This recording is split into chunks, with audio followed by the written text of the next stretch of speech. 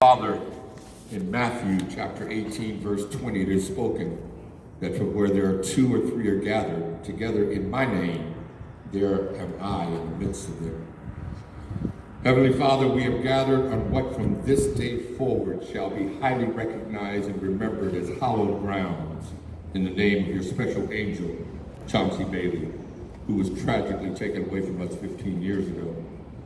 We have come together on this day, O King of Kings, to recognize, to remember, and to pay the highest honor to our friend on a daily basis who gave us his passion, who we welcome into our homes on a daily basis through his written word and his insightful journalism. And now, Heavenly Father, we will mark this place today as his heaven so that his memory will forever be embedded in our hearts.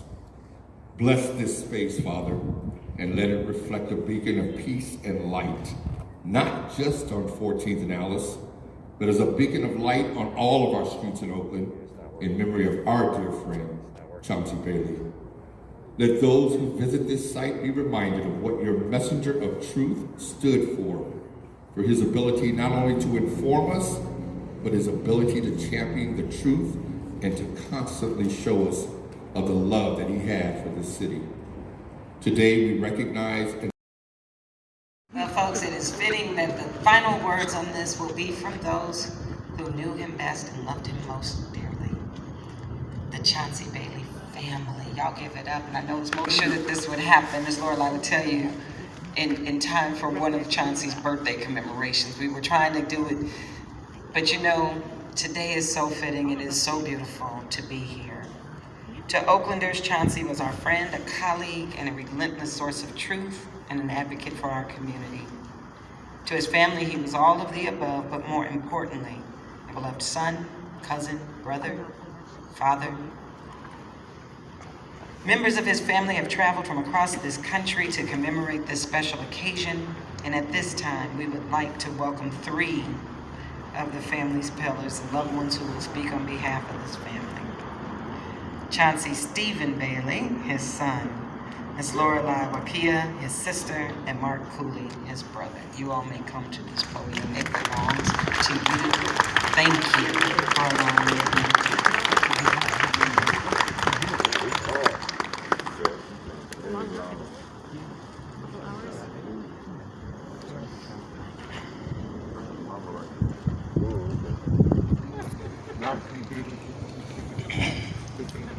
Hello, everyone. Again, thank you all for coming. On behalf of my father, I extend my deepest gratitude to everyone present here today. My father raised me with the understanding that our lineage of Baileys are direct descendants of Frederick Douglass, which was something that he most certainly carried in his daily stride. A most prevalent quote of Frederick's comes to mind: "Where there is no vision, people perish." Now, my father wasn't preaching about our history in Africa, nor was he directly trying to instill principles from our civil rights movement. Rather, he encouraged people of Oakland to look inside of ourselves and recognize that we as individuals are the future of America.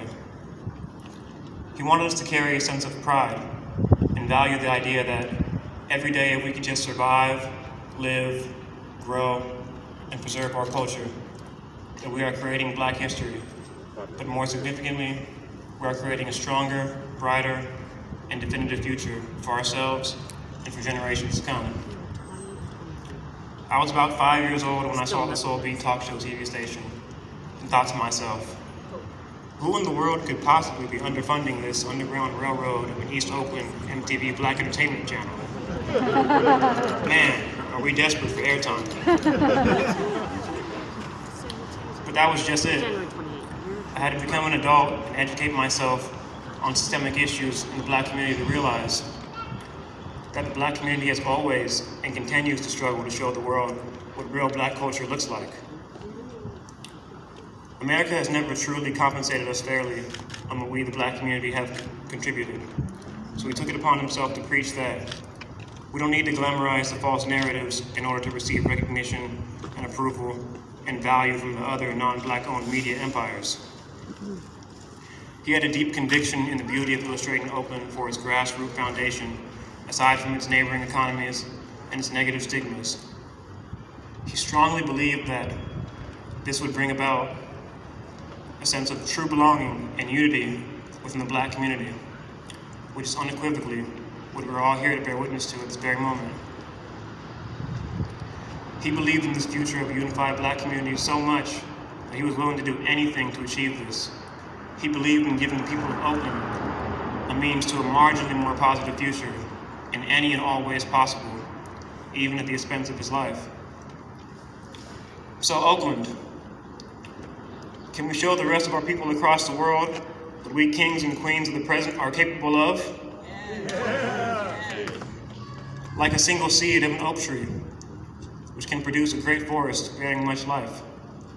People of Oakland, I invite you to believe that you are that seed, and to have faith in the future of Oakland and the Black community as my father did, as his friends and family do, and as I do. Thank you.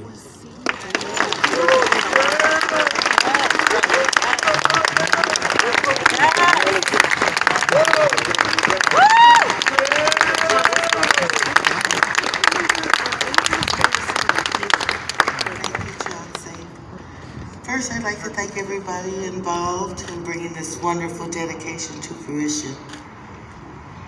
I'd like to draw your attention to the African fabric from Mali. It's draped over the sign. This is just a small tribute to our mother's side of the family. Today is a noble moment for his son, immediate family, relatives, former co-workers, and those that he mentored.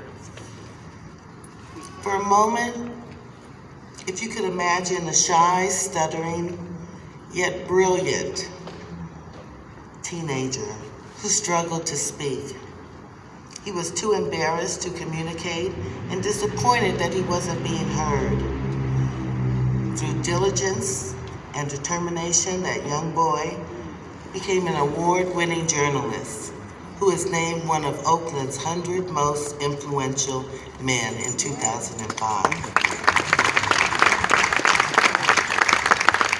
He was known for reporting on issues that positively and negatively affected African Americans in Oakland.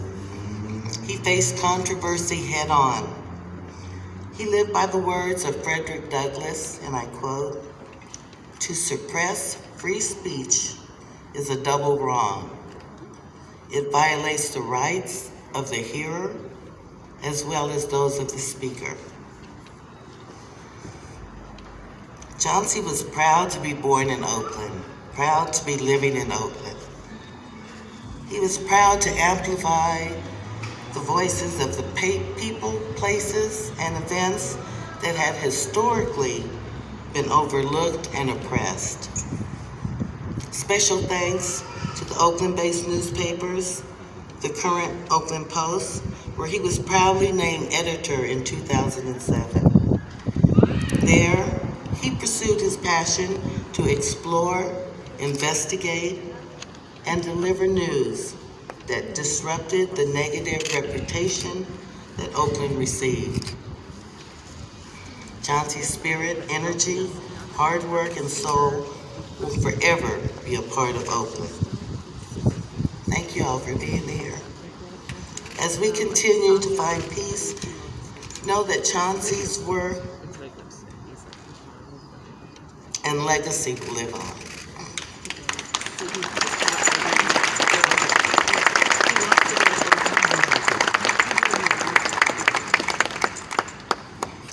Today I wanted to dress like Chauncey would, if you haven't noticed. I'd like to personally thank Paul Cobb, publisher of the largest African-American newspaper in Northern California. Through him, my brother was able to fulfill one of his dreams of being an editor of an African-American newspaper. I'd like to also recognize the award-winning Chauncey Bailey Project, who assembled to investigate and report, and as their findings help justice to prevail. Wrong news, right news, black news. However, nothing feels better than good news. Doesn't matter what color you are, what gender you are, what political party, good news is good news. 5,329 days ago, Chauncey's voice was silenced. So it seems like yesterday we heard his voice, today we celebrate his voice, and tomorrow we will remember his voice. His spirit will buckle up and ride with many of us forever. So if you don't happen to notice a smile on the faces of his son, his family, his friends, it's probably because we're all smiling in our hearts. My personal analogy of all this, it seems like we've been on a 15-year cross-country race filled with disbelief, heartaches, questions that didn't always have answers, but most of all, a lesson in patience. Once upon a time ago, no one could see the finish line, but today we not only see it, we're crossing it.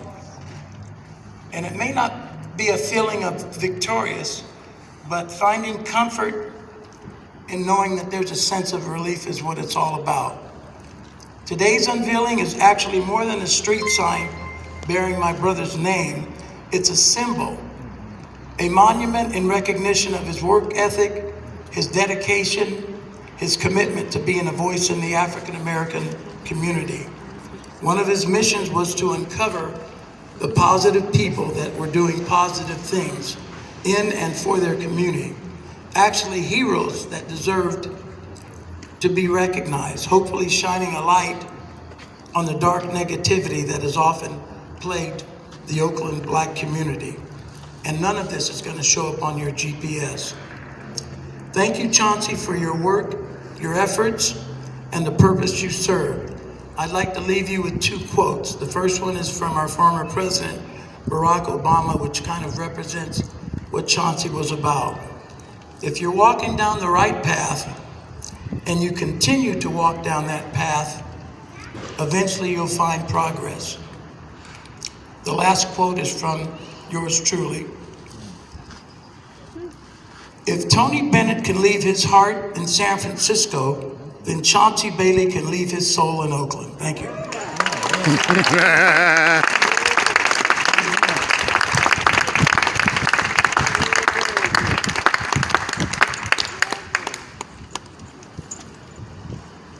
Well, folks, that brings us to a conclusion of this memorial celebration, but certainly not of the celebration of Chauncey Bailey's life.